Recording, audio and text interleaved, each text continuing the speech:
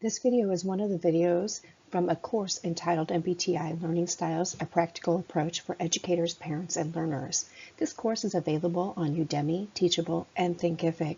If you're interested in just the book, which is also part of this course, you can find it on Amazon in both paperback and Kindle versions.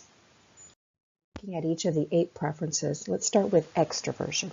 So extroversion is really part of the preferences in relation to how one looks at the world and where one gets their energy.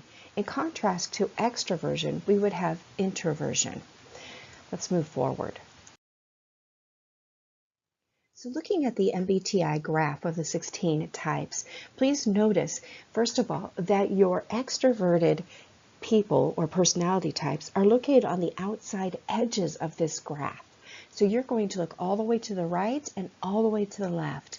Please also notice that when you look down and you just skim through them, you get an idea of some of the occupations that extroverts are associated with. So you have teacher, champions, performers, providers, field marshals, inventors, promoters, and supervisors. So look how you really have a lot of logical, you've got a lot of that personal part in it.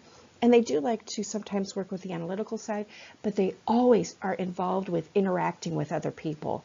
Again, remember, this is where you put your attention and where you get your energy. After you have worked with somebody, I want you to think about this. You've been outside, or you're with somebody, a group of people, and you walk away. Do you say, wow, this was great. I really feel energized and excited. I can't wait to tackle this. Or maybe you feel on the other side and you think, oh, I am so tired. That was really cool and I learned a lot of things, but I feel like I really just need some time to really ponder this. If you got your energy and you're excited about that interaction and you don't feel like you need to go home and ponder it for a while, then you are truly an extroverted preference. Wow, let's look here. This is a frequency chart. This is fascinating to me. I love the frequency chart because it gives us an idea of who is extroverted versus introverted. So if you look at it, we're pretty much evenly distributed. 49.3% of our total population is extroverted versus 50.7% of our total population that is introverted. So do you find that interesting that actually just by a smidgen, but still more of the population is introverted than extroverted? And what do you think that means? What does that mean to you?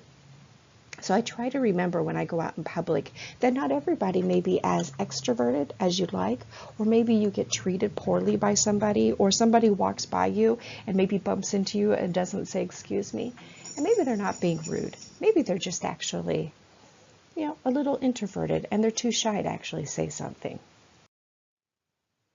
We're going to look at some of the keywords. So each one of our learners are going to have a keyword. The key word for an extroverted learner is interactive. Okay, so when I look at that extroverted person, I want you to think of that, interactive. And the reason we want to do that is because it gives us a very quick sense of that type of a learner. And it also enables us to look and say, wow, interactive, does this mean that I have an interactive assessment going on? Do I have an interactive learning experience? Am I interacting with my environment? So be sure to remember this word, interactive. In addition, this particular kind of learner, the extroverted learner, is going to want to always ask one question. This is the question they focus on. Will I be able to actively participate in my learning experience? So when you think about that, look at it. And when you're talking about yourself or you're talking about one of your learners as an educator, you want to be able to constantly think this question and be able to answer this in the affirmative. Yes, yes, they will be able to actively participate in the learning experience. They are going to interact with their experience. They're going to interact with their environment. They're going to interact with the educator. They're going to interact with their peers. They're going to interact within the question or within the classroom. So let's make sure that we're constantly asking this question. Are we actively participating? Let's look a little bit more into the learning style of the extroverted learner.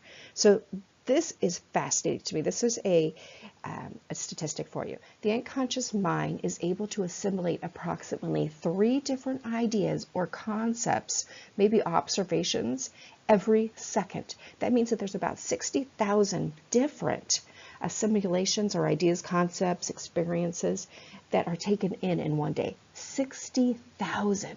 Fascinating, isn't it? So why is this important? Well, it's important because we want to optimize that learning experience, right? We want to make sure that we have created the optimal learning experience for our students or for ourselves. So let's look at extroverts. This is their style. They are really energized with other people, right? They love to be with them. Remember that word interaction? Interacting with other people. So they're going to want to talk, they're going to want to participate, they want to socialize in almost every situation. If you're an educator, this is probably the student that you're constantly saying, "Excuse me, Joe, could you please be quiet? I'm sorry, could you put your eyes up here?" Now, why is that? It's because they are thinking as they're talking. They are processing that information, and talking provides them an ability to actually think through these things. It really enhances their clarity, and that information becomes stuck in their head, right? It's built into that scaffold of prior knowledge. So experts really love to jump through material quickly, and they don't give a lot of thought. They prefer that trial and error methodology in learning. They want to just jump in and try something. They're not going to be very detailed oriented. So they like to quickly change their activities and their topics. And this activity, remember, what is the word? Interactive. They want to demonstrate what they know. They don't want to write about it. They don't want to read about it. They don't want to take a test about it. They're going to prefer interactive ideas like a poster symposium. They're going to want to do an experiment, anything like that. But they also prefer to focus on general ideas. Remember, details, very tedious. So what is this going to mean for a classroom? How does an extroverted student function in a classroom? Well, like we said, interactive, right? That means that they also like things to be very fast-paced. They want to be able to move it quickly, quickly, quickly, quickly. But because they enjoy that fast-paced environment, they also are going to get tired quickly. Now, if you look at this classroom right here is going to be a very tedious, overwhelming experience for a extroverted learner, right? Because you're sitting still. They want frequent breaks, and they need group work. And if you can't do group work because of the organization of your classroom or what you've got going, then be sure to give them partner work. And this will invigorate your extroverts. It's going to help them to really be inspired, or to give them an ability to learn. Remember, interactive. They want also to be able to touch things. A physical movement helps, visible results, touching things, hands-on. So here's some teacher tips. I think this is one of the most important things about the Myers-Briggs is we want to be able to apply what we've learned. So as an educator, you want to be able to give your extroverted students really some space. You need to give them some movement and some ability to talk. So what if you don't have space? Well, maybe you could give them a little space in the hallway, or you can go outside to teach. Now remember, they don't like a lot of instructions, and they don't like details, and they don't like guidelines. They prefer what? That trial and error. Remember, trial and error. They are not going to enjoy if you stand up there and tell them do this, this, and this. They want that fast-paced, quickly moving, and don't forget those frequent breaks. Now, remember we talked about this, that lecture environment is just going to drive them batty. They do not do well with a lecture environment. Why? Because it's sitting still. There is no interaction with the material. Now, what happens if you have a part of your lesson that you simply have to give that way? Find some way to make a little bit of interaction in there, all right? Now, these students are actually going to learn best in groups or with partners. We talked about that, how they need to discuss. And really, discussing is part of that scaffolding process. It's going to bring in that new information and knit it in or weave it into the old information. So our new information is going to be tightly integrated into the new information. So really be sure to provide them with opportunities to talk. We also want to make sure that they are able to demonstrate what they've learned through those visible results. They're going to learn best when they are teaching someone else, that reciprocal teaching. So a possibility, and one thing that you could really do in your classroom, is teach something and then give a pause and allow them to teach someone else what they are doing or what they have just learned. What does this mean for learners? I think this is one of the hardest things, is being an extrovert in a traditional classroom is really difficult. I know I have a son who is an extrovert, and he really, really struggles in a traditional classroom. So, things like lectures, reading, writing, research, it's almost painful to them. So you want to be sure to have those frequent breaks. So as a learner, if you are in a classroom or a situation like that, find if there's a way that you can get frequent breaks, or maybe you can stand up. But the other thing to do is that as a learner, you want to make sure that you avoid procrastinating. Don't procrastinate. If you procrastinate, it's really just going to create a situation where you're going to have to sit and study for a very long period of time, which is very counterproductive for an extroverted learner. Be sure that you add that physical movement. This is one of my favorite things for extroverted learners, is instead of taking your notes on a piece of paper, use 4x6 cards, right? Now what you're going to do is, as you walk around or as you do things, you can study from those 4x6 cards. You're going to actually take them with you. You're going to have your cards with you, and as you walk, you move one place to another, and you're able to pull one card out, memorize it, look at the information. You're studying while you've walked or paced or run, right? Avoid the distractions. I know this seems weird, and especially, well, I'm going to wait for a minute, but I want you to pay attention to what really is most difficult for you when you are studying. Is it other people? Is it an area? Is it animals, right? For my son, one of my sons, I know that if his dog is around, can't study because the dog's there. Look at what is distracting you, and that distracting thing is going to be different for everyone. Find a study buddy. Find a partner who is going to really help you out, that'll keep you on track. And if you're an extrovert, one of the best ways to do is to find an introvert that it can help you. Why is that? Because an introvert can generally study for longer periods of time and will aid you in keeping on task. Study verbally, speak out loud, talk to yourself, pace. Use those 4x6 cards as you are walking and speak out loud. Now, why are we doing that? Because we're involving more of the senses. We're going to take in that touch part, right? Because you're holding the card, you're moving them, maybe you're flipping them on your hands, you're fiddling with them. You've got the reading and writing, so now you're visual. You've got the kinesthetic because you're moving, right? And when you speak out loud, now you've involved the hearing. So we're involving as many senses as we can.